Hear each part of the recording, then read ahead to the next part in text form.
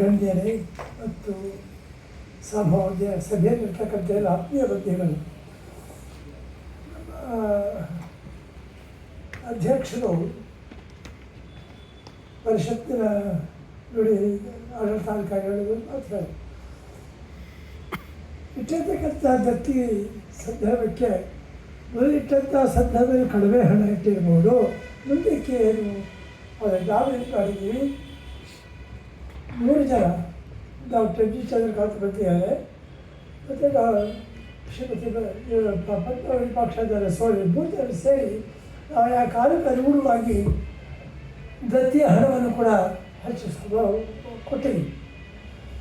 ಇದು ನಿಜಕ್ಕೂ ಪರಿಷತ್ ಬಹಳ ಅಚ್ಚುಕಟ್ಟಾಗಿ ಇವತ್ತಂತೂ ಬಹಳ ಸಂತೋಷ ಪಟ್ಟಿರ್ತಕ್ಕಂಥ ಅಂದರೆ ಸ್ಥಳೀಯ ಬೆಂಗಳೂರು ಜಿಲ್ಲಾಧ್ಯಕ್ಷರು ಕೂಡ ಸೇರಿಸ್ಕೊಂಡು ಈ ಕಾರ್ಯಕ್ರಮ ಮಾಡಿರತಕ್ಕಂಥದ್ದು ನಿಜಕ್ಕೂ ಕೂಡ ನಾನು ಅಭಿನಂದನೆ ಸಲ್ಲಿಸ್ತೀನಿ. ಭಾಳ ಒಳ್ಳೆಯ ಇದು. ಮತ್ತು ನಮ್ಮ ಹಬ್ಬ ನಾಗರಾಜನವರು ಭಾಳ ಪ್ರೀತಿ ಪಾತ್ರ ಅಂಥವರು ಅವರು ಹೇಳ್ತಾ ಇದ್ದರು, ಕ್ವಾಲಿಫಿಕೇಷನ್ ವಯಸ್ಸು ಕೂಡ ಕ್ವಾಲಿಫಿಕೇಷನ್ ಹೇಳಿ ನೋಡೋಕೆ ಹೋದ ಯಾತಕ್ಕೆ ದತ್ತಿ ಹೇಳ್ತೀವಿ ಅಂತಕ್ಕಂಥದ್ದು ನಾವು ಗಮನಿಸಿದರೆ ಮನುಷ್ಯನ ಬದುಕು ಅಂತ್ಯ ಸುಮಾರು 100 ವರ್ಷ. ಹಾಗಾದರೆ ಅನಂತ ಕಾಲದಲ್ಲಿ ಅಂತ್ಯವಾಗ್ತಕ್ಕಂಥದ್ದು ಈ ಬದುಕಿನಲ್ಲಿ ಈ 100 ವರ್ಷದ ಬದುಕಿನ ಅನಂತವಾಗ್ತಕ್ಕಂಥ ಸಂದರ್ಭ ಹೇಗೆ ಅದನ್ನು ಯೋಚನೆ ಮಾಡಿ. ಒಂದು ಸಂಸ್ಥೆ ಮೂಲಕ ಅದು ಅನಂತವಾಗಿರ್ಬೋದು, ಮನುಷ್ಯ 100 ವರ್ಷ ಆದಮೇಲೆ ಅಂತ್ಯವಾಗ್ಬೋದು. ಆದರೆ ಆ 100 ವರ್ಷದ ಅವಧಿಯಲ್ಲಿ ಅನಂತವಾಗ್ತಕ್ಕಂಥ ನಮ್ಮ ಸೇವೆ ಏನಿದೆ, ಮಾಡ್ತಕ್ಕಂಥ ಕ್ರಿಯಾಶೀಲತೆ ಏನಿದೆ, ಅದು ಅನಂತವಾಗ್ತದೆ. ಅದಂಥ ಕೆಲಸದಿಂದ ಪರಿಷತ್ ಮಾಡ್ಕೊಂಡ್ಬಂದಿದೆ, ಮಾಡಲಿ ಅಂತಕ್ಕಂಥ ದೃಷ್ಟಿಯಿಂದ ಈ ದತ್ತಿಗಳನ್ನು ಇರ್ತಕ್ಕಂಥದ್ದು ಕೂಡ ನಾವು ಯೋಚನೆ ಮಾಡಬೇಕು. ಮತ್ತು ಹಂಪನವರು ಸಂಬಂಧಪಟ್ಟ ಹಾಗೆ 25 ತೀರ್ಥಂಕರ ಇದಕ್ಕೊಂದು ಸಾಹಿತ್ಯ ಸರಸ್ವತಿ ಅಂತ ಹೇಳಿದವರು ಕೊಡಗಿನಲ್ಲಿ ಬಾಲಮಿ ಅಂತ ಬರ್ತೀವಿ, ಶ್ರೀನಿವಾಸ ಅಂತ ಹೇಳಿ ಆ ಬಾಲದಲ್ಲಿ ಚೋಳರು ಹೊರಗಾದ ಪೈಕಿ ವಾಲಮೆ ಮನುಜ ಅಂತಕ್ಕಂಥ ಸೋಲಿಸಿದ ಮೇಲೆ ಮನುಜ ಅವನಿಗೆ ಪಟ್ಟ ಕಟ್ಟ. ಮತ್ತು ಅಲ್ಲಿರ್ತಕ್ಕಂಥ ಪ್ರದೇಶ ಬೆಟ್ಟದ ಮೇಲೆ ಮಾಲವಿ ಶಾಸ್ತ್ರದಲ್ಲಿ ಮಾಲವಿ ಅಂತ ಮಾಲವಿ ಅದು ಮಾಲವಿ ಯಾರು ಮಲೆಯ ಅವಿ ಪದ್ಮಾವತಿ ಅದನ್ನು ಜನ ಅಷ್ಟಪಟ್ಟು ಜನಪದಿಯಾಗಿರ್ತಕ್ಕಂಥ ಸಂದರ್ಭ ಅಲ್ಲಿರ್ತಕ್ಕಂಥ ಬಸದಿಗಳಲ್ಲಿ ಸಾಮಾನ್ಯ ಚತುರ್ವಿಂಶ ತೀರ್ಥಂತಿ 24 ಜನರಿಂದ ಶಿವಫಲ ಒಂದು ಪದಾರ್ಥ ಮಾಡ್ತಾರೆ. ಅಲ್ಲಿ ಚೌಕಾಕಾರವಾಗಿ ಮಾಡಿದ್ದರು. ಅದು ಒಂದು ವ್ಯತ್ಯಾಸ ಬರ್ತಿತ್ತು.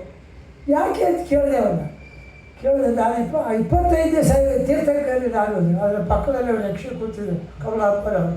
ಹೀಗೆ ಸಹಸ್ರದಿಂದ ಸಂದರ್ಭಗಳನ್ನು ತುಂಬ ಚೆನ್ನಾಗಿ ಅವರು ವಿವರಿಸ್ಕೊಂಡು ಬಂದಿದ್ದಾರೆ.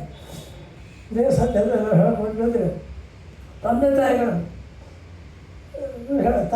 ಹೆಸರಿನಲ್ಲಿ ಇವರ ಹೆಸರು ಇಟ್ಕೊಂಡಿಲ್ಲ.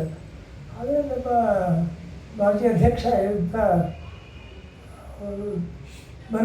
ಬಳಿಗಾರ ಅವರು ಅವರ ತಂದೆಗೆ ಎಷ್ಟು ಸುಂದರವಾದ ಕವನ ಬಂದಿದ್ದಾರೆ ಅಂದರೆ ಆ ತಂದೆ ಕೊಟ್ಟಂಥ ಒಂದು ತೋರಿಸಿದಂಥ ಪ್ರೀತಿ ಭಾವ ಅದೆಲ್ಲರೂ ಕೂಡ ಕವಿತೆ ಅತ್ಯಂತ ಪ್ರಶಸ್ತವಾಗಿ ಭಾವನಾತ್ಮಕ ಅಂತ ಇರ್ತಾರೆ. ಹಾಗೆ ನಮ್ಮ ತಂದೆ ತಾಯಿಗಳು ನನಗೆ ಕೊಟ್ಟಂಥ ಪ್ರೀತಿ ಏನಿದೆ ಅದು ನಮಗೆ ಈ ಕೆಲಸ ಭಾಳ ಪ್ರೇರಣೆ ಕೊಡ್ತೀವಿ. ಹಾಗಾಗಿ ಅವರು ಹೇಳ್ತಾರೆ, ವಿಮರ್ಶೆ ಮಾಡ್ತಿದ್ದೆ. ಅವರು ಶಿಕ್ಷಕಿಯಾಗಿದ್ದರು, ತಂದೆಯವರಿಬ್ಬರು ಸೇರಿಕೊಂಡು ವಿಮರ್ಶೆ ಮಾಡ್ತಿದ್ದರು. ನಾನು ರಾಮನಗರ ತಾಲೂಕಿನ ತಾಲೂಕು ಸಾಹಿತ್ಯ ಅಧ್ಯಕ್ಷರು ಮಾಡಿದ್ರು. ಮತ್ತು ಕೊಡಗಿನಲ್ಲಿ ಇದ್ದಂಥ ಸಂದರ್ಭದಲ್ಲಿ 7ನೇ ಜಿಲ್ಲಾ ಕನ್ನಡ ಸಾಹಿತ್ಯ ಸಮ್ಮೇಳನದಲ್ಲಿ ಕೂಡ ಸರ್ವಾಧ್ಯಕ್ಷರು ಮಾಡಿದ್ರು. ಇಷ್ಟರಲ್ಲಿ ದೊಡ್ಡವರಾಗ್ಬಿಟ್ಟಿದ್ದಾರೆ, ಇನ್ನು ಮತ್ತೆ ಏನು ಪ್ರಯೋಜನ ಅಂತ ಹೀಗೆ ವಿಮರ್ಶೆನೂ ಕೂಡ ಮಾಡಿದಂಥ ಬರಹಗಳು ಕೂಡ ವಿಮರ್ಶೆ ಮಾಡ್ತಿದ್ರು. ಹೀಗೆ ಇಂಥ ಪ್ರತಿಕ್ರಿಯೆಗಳನ್ನು ತಂದೆ ತಾಯಿಗಳು ಕೊಟ್ಟಿದ್ದರಿಂದ ನಾವು ಬೆಳೆಯೋದಕ್ಕೆ ಅವಕಾಶ ಆಯಿತು. ಅಂಥ ತೋರಿಸೋಕ್ಕೆ ಕೃತಜ್ಞತೆ ಅವರು. ಹೀಗೆ ಅವ್ರ ಹೆಸರುಗಳನ್ನು ಅತ್ಯಂತ ಇಟ್ಟಿದ್ದಾಗ ಪ್ರತಿ ವರ್ಷ ನೆನಪು ಮಾಡಿಕೊಳ್ತಕ್ಕಂಥ ಸಂದರ್ಭ ಆಗ್ತದೆ. ಇದು ನಾವು ಮೊದಲು ಈ ದತ್ತಿನ ಕೊಡ್ತಕ್ಕಂಥ ಸಂದರ್ಭದಲ್ಲಿ ಇನ್ನೊಂದು ನೆನಪು ಬರ್ತದೆ. ದಯಾನಂದರ ಸಂಸ್ಕೃತಿ ಇಲಾಖೆ ಅದೀಗ ಆಯುಕ್ತ ಆಗಿರೋ ಸಂದರ್ಭ ನಮ್ಮ ಪ್ರೀತಿ ಪಾತ್ರ ನಲ್ಲೂರು ಪ್ರಸಾದ್ ಅವರು ಅದು ನಾಡಪ್ರಭು ಕೆಂಪೇಗೌಡರಿಗೆ ಸಂಬಂಧಪಟ್ಟಂಥ ಒಂದು ಇದು ಬರೀಬೇಕಾಗಿ ಆಗ ನಡಿಗೆ ಏನು ಮಾಡ್ತಾರೆ ಮಾಡಿ ಅಂತ ಮಾಡಿ ಅಂದರೆ ನಾಡಪ್ರಭು ಮುಂದೆ ಸಿಗಬೇಕಲ್ಲ, ಅವ್ರು ಹುಡ್ಕೊಂಡು ಹೋಗೋಕ್ಕಲ್ಲ. ಈ ಹುಡ್ಕೊಳ್ಳೋ ಕೆಲಸ ನಾವು ಬಿಡಿಯೋದು ಬಿಟ್ಟು ಗಂಗಾವತಿಯವರು ಹೇಳ್ಕೊಂಡು ಹೋಗಿದ್ರು ಸರ್ಕಾರ ಮಾಡೋದು. ಹೀಗೆ ವಿವಿಧ ಅನುಭವಗಳು ನಮ್ಮ ಇದರಲ್ಲಿ ನೆನಪು ಬರ್ತದೆ. ಇನ್ನು ಈ ದತ್ತಿ ಯಾತಕ್ಕೆ ಪರಿಷತ್ನಲ್ಲಿ ನಾವು ಇಟ್ಟಿದ್ದಂತೆ ಸಾಮಾನ್ಯವಾಗಿ ಹೊರಗಡೆ ಇರ್ತಕ್ಕಂಥ ಎಲ್ಲ ಪ್ರಸಿದ್ಧ ಇವರು ಅಜ್ಞಾತ ಪ್ರಸಿದ್ಧರು, ಎಲ್ಲರಿಗೂ ಓದಿದ್ರು ಕೆಲಸ ಮಾಡೋದು, ಆದರೆ ಅಜ್ಞಾತರು. ಅದು ಇವರು ಇಷ್ಟು ವರ್ಷ ಕನ್ನಡಕ್ಕೋಸ್ಕರ ಕೆಲಸ ಮಾಡ್ಕೊಂಡ್ಬಂದವರಿಗೆ ಅವ್ರು ಯಾವ ರೀತಿ ಇದು ಮಾಡ್ತೀರಿ? ಸೇವೆ ಅಂತ ಸಿಬ್ಬಂದಿ ಸಂಬಳ ಕೊಡೋದು ಬೇರೆ, ಆದರೆ ಕನ್ನಡಕ್ಕೋಸ್ಕರ ತಮ್ಮ ಬದುಕಿನ ತಮ್ಮ ಭಾವನೆಗಳು ಇಟ್ಟಂಥ ಸಂದರ್ಭದಲ್ಲಿ ಅವರು ಗುರುತಿಸ್ತಕ್ಕಂಥ ಕೆಲಸ ಮಾಡೋದು. ಸಿಬ್ಬಂದಿಯಾಗಿ ಸಂಬಳ ಕೊಡೋದು ಬೇರೆ, ಅವ್ರು ಮಾಡಿದಂಥ ಸೇವೆ ಅಷ್ಟು ವರ್ಷ 30 ವರ್ಷ 20 ವರ್ಷ ಎಷ್ಟೇ ಆಗಿ ಮಾಡೋದು ಸೇವೆ ಗುರುಸ್ತಕ್ಕಂಥ ಭಾವನೆ. ಅದನ್ನು ಕನ್ನಡ ಸಾಹಿತ್ಯ ಪರಿಷತ್ ಸದಸ್ಯರಾಗಿ ಅಷ್ಟೇ ಅಲ್ಲ, ಕನ್ನಡಿಗರಾಗಿ ನಾವು ಅವರ ಸೇವೆಗಳನ್ನು ಗುರುತಿಸ್ಬೇಕು. ಯಾಕೆಂದರೆ ಕನ್ನಡ ಸಾಹಿತ್ಯ ಪರಿಷತ್ತು ನಮ್ಮೆಲ್ಲರ ಒಂದು ರೀತಿ ಆತ್ಮೀಯ ಭಾವನೆ ಮುಖವಾಣಿ, ಕನ್ನಡ ಮುಖವಾಣಿಗಳು ಅಂಥ ಕಡೆ ಸೇವೆ ಮಾಡ್ಕೊಂಡು ಬಂದಿರ್ತಕ್ಕಂಥವ್ರಿಗೆ ನಾವು ಗುರುತಿಸಿ ಯಾರು ಗುರುತಿಸ್ಬೇಕು.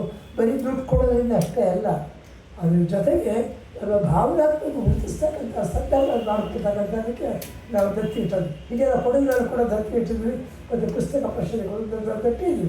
ಅದಕ್ಕೆ ಅನುಗುಣವಾಗಿ ಅದು ಬಿಸಿಲು ಕೂಡ ಹೆಚ್ಚಳ ಮಾಡ್ಕೊಂಡು ಬಂದಿದ್ವಿ. ಮತ್ತು ಇದರಲ್ಲಿ ನಿವೃತ್ತರು ಈಗ ನಾನು ಗೌರವ ಕಾರ್ಯದರ್ಶಿ ಆಗಿದ್ದಂಥ ಸಂದರ್ಭದಲ್ಲಿ ಅನೇಕರು ನಿವೃತ್ತರಾಗಿದ್ದಾರೆ. ಇವತ್ತು ನನಗೆ ಗೊತ್ತಿಲ್ಲ, ಅಲ್ಲಿಂದ ಯಾರು ಅಧ್ಯಕ್ಷನಾರೋ ಯಾರು ಮ್ಯಾನೇಜರ್ ಆಗಿದ್ದಾರೆ ಅವ್ರಿಗೆ ಇವತ್ತಿಗೂ ಗೊತ್ತು. ಅದರಿಂದ ಆ ಆಯ್ಕೆಯನ್ನು ಅವಳೇ ಬಿಟ್ಟಿದ್ವಿ. ಮತ್ತು ನಾವಿದ್ದಾಗ ಯಾರು ಚೆನ್ನಾಗಿ ಕೆಲಸ ಮಾಡ್ತಿದ್ರು ಗೊತ್ತಿತ್ತು ನಮಗೆ. ಅಂಥವ್ರ ಕಾಲ ಪ್ರತ್ಯೇಕವಾಗಿ ಅದಕ್ಕೆ ಪ್ರತ್ಯೇಕವಾಗಿ ಇರ್ತಿಲ್ಲ, ಪ್ರತ್ಯೇಕ ನಿಧಿಯನ್ನು ಅವತ್ತು ಅರ್ಪಣೆ ಮಾಡಿ ಅದನ್ನು ಕೂಡ ಸಾಹಿತ್ಯ ಪರಿಷತ್ ಮಾಡ್ಕೊಂಡ್ಬಂದಿದ್ವಿ.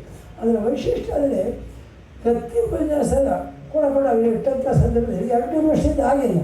ಅದು ನಾನು ಕೇಳಿದೆ. ಆದರೆ ಮೊದಲು ಸಭಾಂಗಣ ಮತ್ತು ಆಹ್ವಾನ ಪತ್ರಿಕೆ 2 ಪರಿಷತ್ ಪತ್ರಿಕೆಯನ್ನು ಪರಿಷತ್ತು ವಹಿಸ್ಕೊಂಡು ಮಾಡ್ತಾರೆ. ಇತ್ತೀಚೆಗೆ ಅದು ಅವಕಾಶ ಇದ್ದರಿಂದ ಅವ್ರು ಮಾಡೋಕ್ಕಾಗಲ್ಲ ಅಂತ ಹೇಳಿ ಅದು ಆಗಬಾರ್ದು. ಎಲ್ಲ ಅಂಥ ಸಂದರ್ಭ ಬಂದರೆ ಮತ್ತೆ ಕೇಳಿ ನಾವು ನಿಧಿನ ಕೊಡ್ತಕ್ಕಂಥ ಸಂದರ್ಭ ಮಾಡ್ಬೋದು, ಕಷ್ಟ ಆಗಲ್ಲ. ಹೀಗಾಗಿ ಸಾಹಿತ್ಯ ಪರಿಷತ್ತು ನಮ್ಮೆಲ್ಲರ ಭಾವನೆಗಳಿಗೆ 112 ವರ್ಷದಿಂದ ಇಲ್ಲಿ ಬದುಕಿ ಬಂದಂತೆ ಎಲ್ಲರೂ ಕೂಡ ತನದೇ ಆಗ್ತಾ ಕೊಡುಗೆಯನ್ನು ಕೊಟ್ಕೊಂಡು ಇವತ್ತು ಇಷ್ಟು ಮಟ್ಟಿಗೆ ಬೆಳೆದಿದೆ. ಮತ್ತು ಮುಂದಕ್ಕೆ ಬೆಳೆಸ್ತಕ್ಕಂಥ ಅವ್ರಿಗೆ ಮುಂದೆ ಬರ್ತಕ್ಕಂಥ ಭವಿಷ್ಯತ್ತಿದೆ. ಅಂಥ ಭವಿಷ್ಯತ್ತು ಮತ್ತಷ್ಟು ಬೆಳೆಯದೇ ಇರ್ತಕ್ಕಂಥ ಅಂಶಗಳನ್ನು ಹೇಳ್ತಾ ನನ್ನ ಮಾತು ಮುಗಿಸಿ ನಮಸ್ಕಾರ.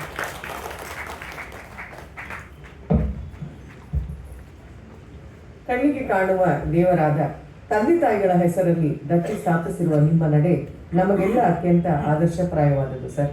ಕಾರ್ಯಕ್ರಮದ ಬಗ್ಗೆ ತಮ್ಮ ಸಂತಸವನ್ನು ನಮ್ಮೊಂದಿಗೆ ಪ್ರೀತಿಯಿಂದ ಹಂಚಿಕೊಂಡ ಹಿರಿಯ ಶಾಸನ ತಜ್ಞರು ಹಾಗೂ ದತ್ತಿದಾನಿಗಳಾದ ಡಾಕ್ಟರ್ MG ನಾಗರಾಜ್ ಸರ್ ಅವರಿಗೆ ಎಲ್ಲರ ಪರವಾಗಿ ತುಂಬ ಹೃದಯದ ಧನ್ಯವಾದಗಳು. ಆತ್ಮೀಯರೇ, ನಮ್ಮ ನಡುವೆ ಶುಭ ನುಡಿಗಳನ್ನು ಈಗ ಆಡಲಿದ್ದಾರೆ ಬೆಂಗಳೂರು ನಗರ ಜಿಲ್ಲಾ ಕನ್ನಡ ಸಾಹಿತ್ಯ ಪರಿಷತ್